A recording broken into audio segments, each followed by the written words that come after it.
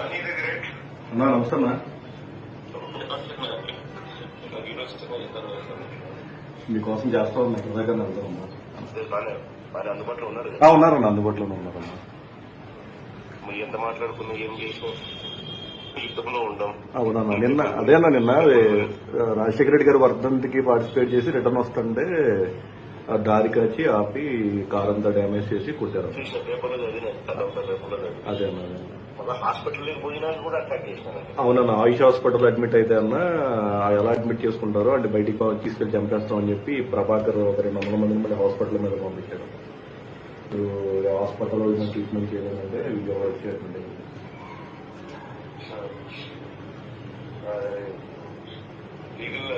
Case file చేసినారు కదా. అంటే మనం కంప్లైంట్ ఇచ్చామన్నా, ఇంకా మన ఏం కేసు ఫైల్ చేయలేదన్నా. వాళ్ళు కూడా మన మీద ఒక తప్పుడు కంప్లైంట్, మనం అటాక్ చేసామని చెప్పి కంప్లైంట్ ఇచ్చి ఈ ప్రభాకర్ నా మీద మళ్ళీ 307 కట్టమని చెప్పి ప్రజలు తీసుకొస్తారన్న ఎస్పీ గారు. శ్రీరామ్ నేను చెప్తాను. అదే శ్రీరామ్ చెప్తాను, సుధాకర్ శ్రీరామ్ చెప్తాను. ఓకే అన్న,